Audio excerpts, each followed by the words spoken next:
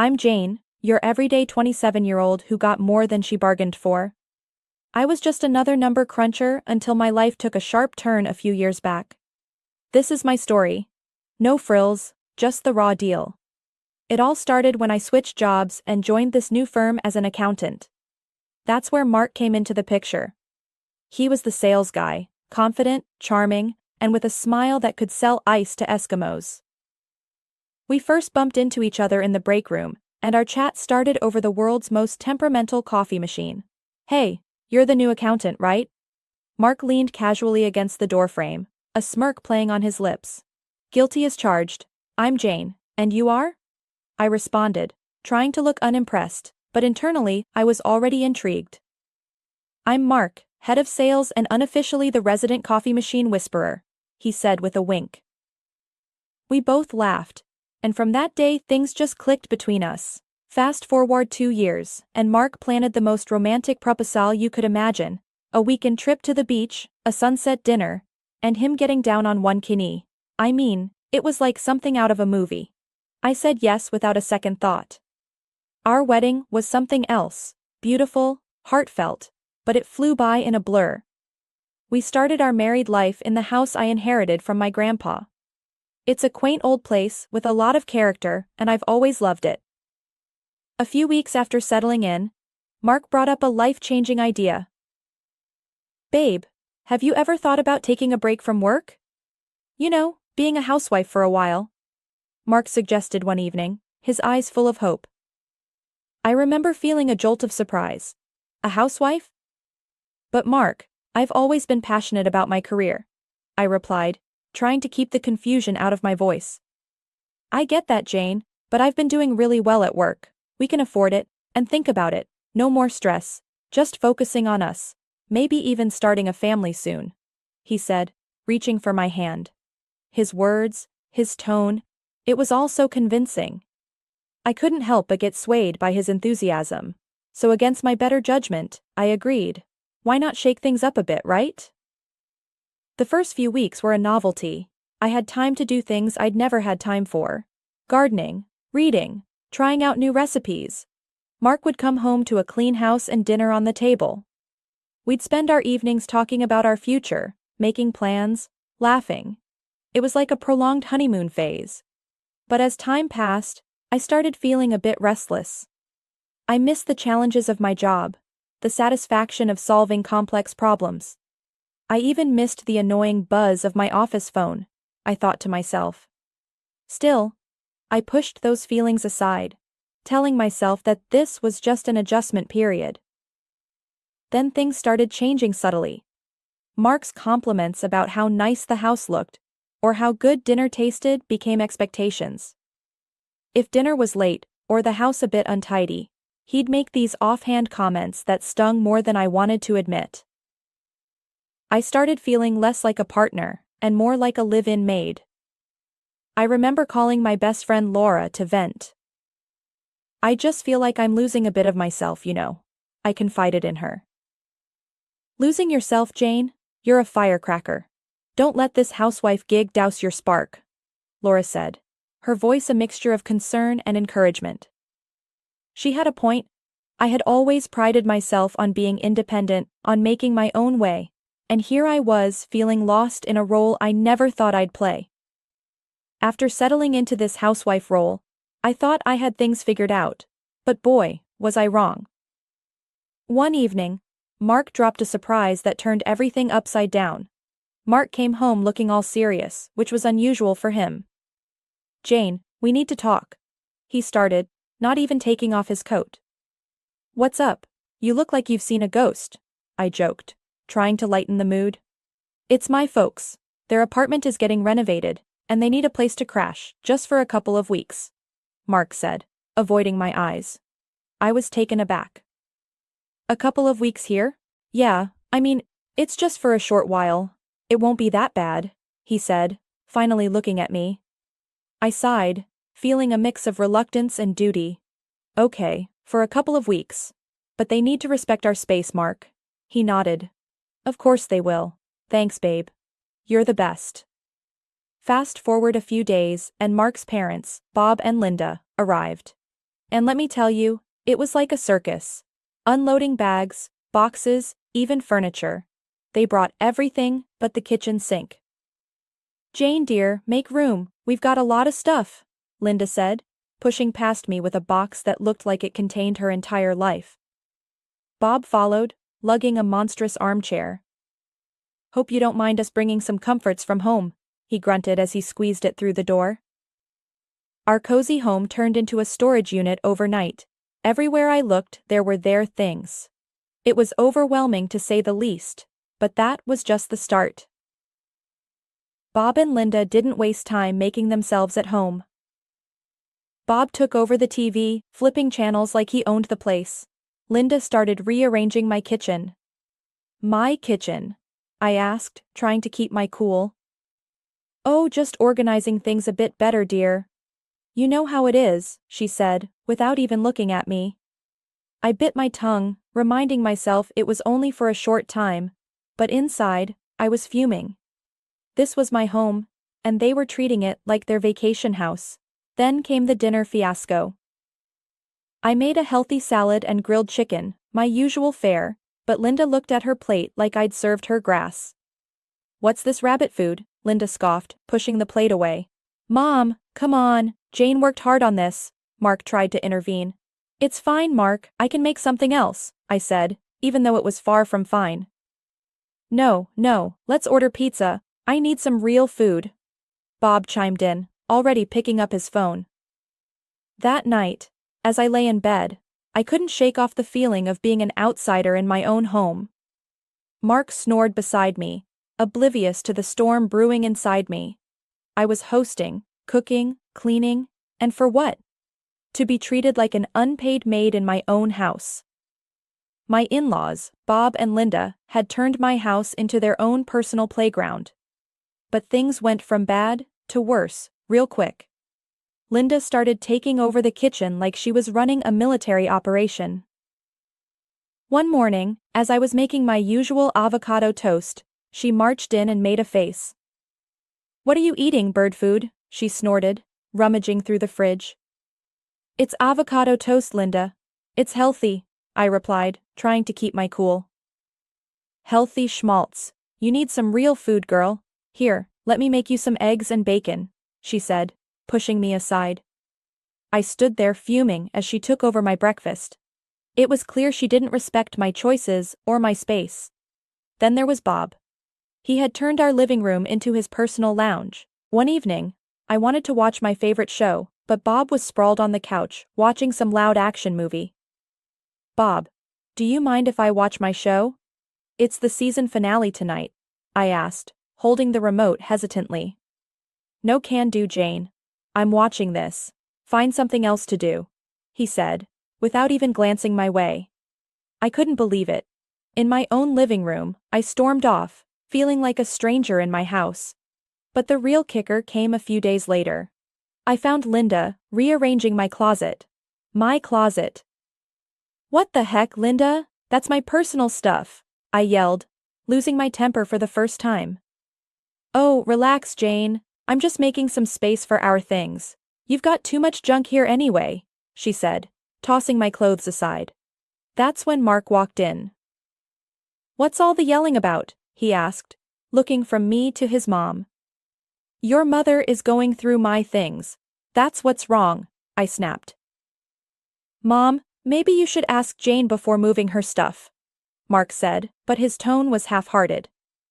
Fine. I was just trying to help," Linda huffed, leaving the room in a mock huff. Mark turned to me. "Jane, can't you just let it go? They're just trying to fit in," he said. "They're taking over, Mark. This is our home, not theirs," I said, my voice rising. Mark sighed. "Just bear with it a bit longer, okay?" I felt so alone in that moment. My home didn't feel like mine anymore, and it seemed like Mark was more on their side than mine. So the situation in my house was already pretty tense, but what happened next really pushed me over the edge. One day, I noticed my bank card was missing. Panic mode kicked in. I tore the house apart looking for it, only to find it in the most unexpected place. Linda's purse. I confronted her immediately. Linda, why do you have my bank card? She just shrugged. Oh, I needed to pick up a few things and didn't have cash on me. I didn't think it would be a big deal. A big deal? You took my card without asking. That's stealing. I was fuming. Before I could say another word, Mark walked in. What's all this shouting about? He asked, looking from me to his mother. Your mom took my bank card and used it without my permission, I explained, holding up the card. He turned to Linda. Mom, you should have asked first. Linda rolled her eyes. I just needed a few groceries. It's not like I bought a diamond necklace. I couldn't believe my ears. It's my money, Linda. You can't just take my things. That's when Mark dropped a bombshell. Jane, let's not blow this out of proportion. You live off my money anyway, so what's the big deal if my mom uses it? I was speechless. His words hit me like a slap in the face. Your money? I can't believe you're saying this. It's our money and our marriage. He just shrugged. Whatever, it's not a big deal, she'll pay you back. I felt like I was in some bad dream. My husband was taking his mother's side over something so blatantly wrong. A couple of weeks passed, and the tension in the house was unbearable. I decided it was time to ask the big question. So, when are you two planning to move back to your apartment? I asked Bob and Linda one evening at dinner. They just laughed. Move back? Why would we do that? Linda said, exchanging a look with Mark. Yeah, we've decided to stay here. It's much nicer, and Mark doesn't want to waste money on rent for us. Bob added. I turned to Mark, looking for some sort of explanation. He avoided my eyes. Yeah, Jane, it doesn't make sense to rent a place for them when we have space here. I sat there, stunned.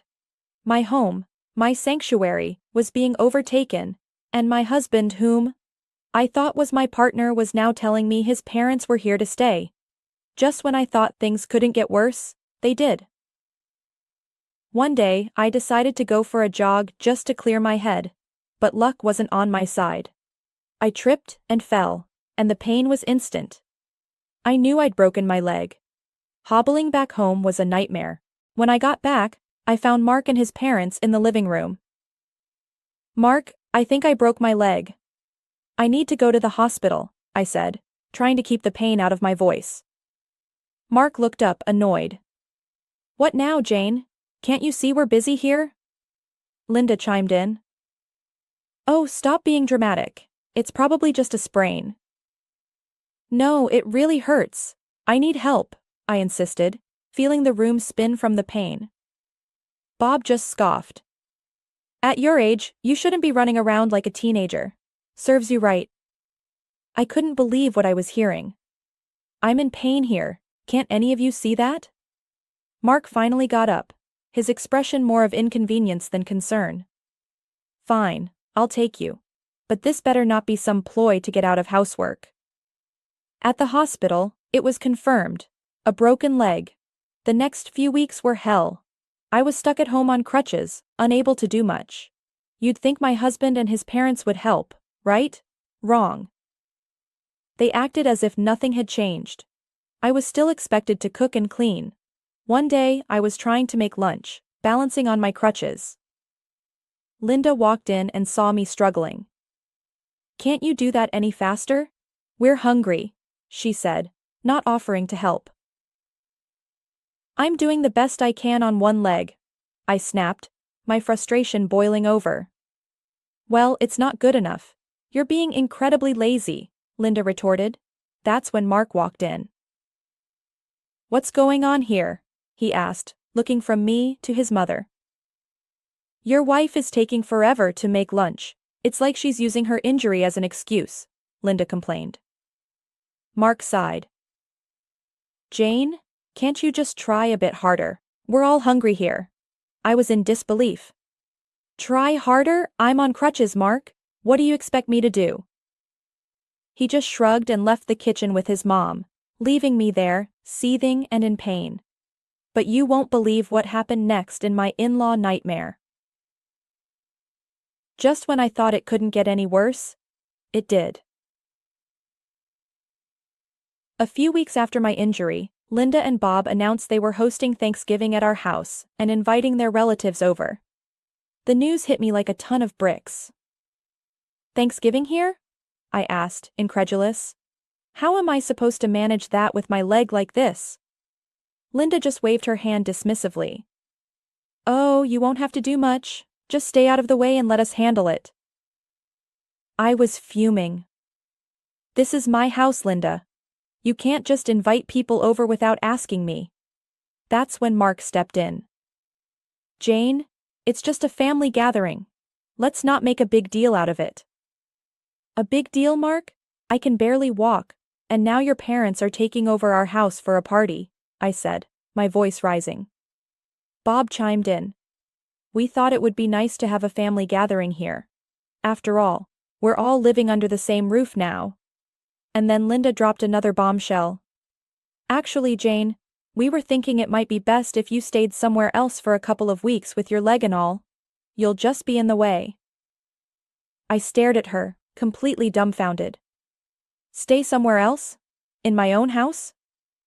I couldn't believe it. Yes, dear, just for a couple of weeks.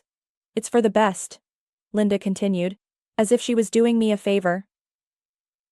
I felt my blood boiling. You want me to leave my house so you can play host? That's insane. I shot back, my voice shaking with anger. Bob shrugged. We thought you'd appreciate not having to deal with the stress of the holiday. That was it. I lost it. Get out, both of you. Get out of my house now, I yelled, feeling a mix of rage and disbelief. Mark's face turned red. Jane, you're being unreasonable. They're my parents. You can't just kick them out. Unreasonable? They're taking over my home, and you're letting them. I was practically screaming now. Mark's expression hardened. If you can't respect my parents, maybe we shouldn't be together. Is that what you want? A divorce? I glared at him, feeling a rush of adrenaline. Without a word, I went to my desk drawer and pulled out a set of papers I had prepared just in case things went south. What's this? Mark asked, his voice faltering as he took the papers from my hand. Divorce papers. I've had them ready for a while now, I said, my voice steady. Mark looked at me, then at the papers, and back at me. You're serious? You'd really go through with this? Yes, I am. I won't be bullied in my own house. Not by you, not by anyone, I said, feeling a strange sense of empowerment amidst the chaos. Linda and Bob just stood there, speechless. Mark looked like he had been punched in the gut. The room was thick with tension. Make your choice, Mark. Your parents or our marriage, I said, holding my ground. Mark laughed, a cold, hard sound that sent shivers down my spine. Fine, he said, and to my shock, he signed the papers right there and then. You'll regret this, Jane. You can't even support yourself without me, he said as he gathered his things and left with his parents. Just like that, my marriage was over. The moment the door closed behind them, I felt a strange sense of peace. I was alone, yes, but it was a better alternative to the constant tension and disrespect. The first thing I did was change the locks. It felt like I was securing my own personal fortress. Thanksgiving came around faster than I expected. I was still adjusting to my new reality, finding comfort in the quiet of my own company. Then, unexpectedly, there was a knock at the door. I opened it to find Mark, his parents, and a bunch of their relatives standing there, ready to celebrate. What are you doing here? I asked, stunned. We're here for Thanksgiving, Jane. Did you think we were serious about not coming? Mark said with a smug look. I couldn't believe the audacity. You're not welcome here anymore, Mark. This is my house, and you're not my family. Not after what you did, I said firmly. Linda piped up. Oh, come on, Jane, don't be so petty. Let's just have a nice dinner. No, you need to leave now, I insisted. Mark laughed. You can't kick us out. This was our family home. Not anymore. I've changed the locks, Mark. You gave up any right to this house when you signed those papers, I said, feeling a surge of empowerment. There was a moment of silence, then Mark's face turned red with anger. "Fine, have it your way," he said, and they all turned and left. After the Thanksgiving showdown, I started to rebuild my life. And let me tell you, it wasn't easy, but it was mine.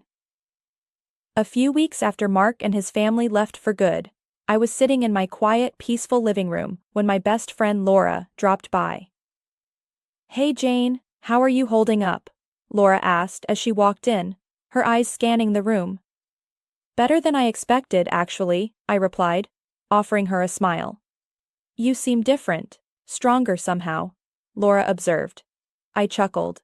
"Yeah, I guess getting rid of dead weight does that to you?" We both laughed, and in that moment, I felt lighter than I had in months. "But seriously, what's next for you, Jane?" Laura asked, her tone shifting to something more serious. I took a deep breath. "I'm going back to work. I've already started looking for accounting jobs. I'm not going to lie, it's a bit scary, but it's time to get back on my feet." Laura nodded. "That's the spirit. You were always the smartest one at the office. They'd be lucky to have you back." Her words meant a lot and gave me the boost I needed. I was ready to face the world again on my own terms. The next few weeks were a whirlwind of job interviews and getting my life back on track. I landed a great position at a local firm, and for the first time in a long while, I was excited about the future. My home was mine again. My life was mine again. I had faced the worst,